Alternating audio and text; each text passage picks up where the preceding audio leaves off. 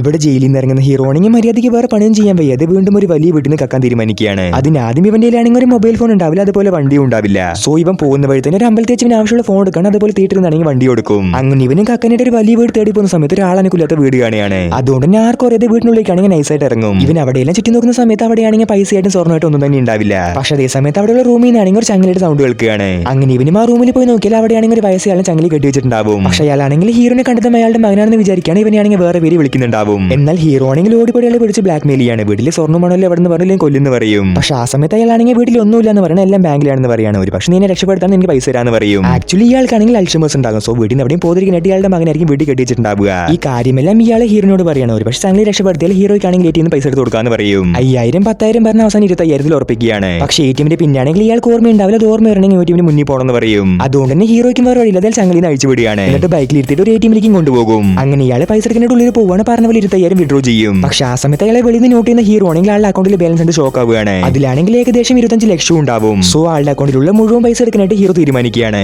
ഇവൻ ആ പൈസ എടുത്തോ ഇല്ലയോ എന്ന് പറഞ്ഞിട്ട് പാട്ടിട്ട് ഒന്ന് കംപ്ലീറ്റ് വീഡിയോക്ക് ലൈക്കും ചെയ്യുക.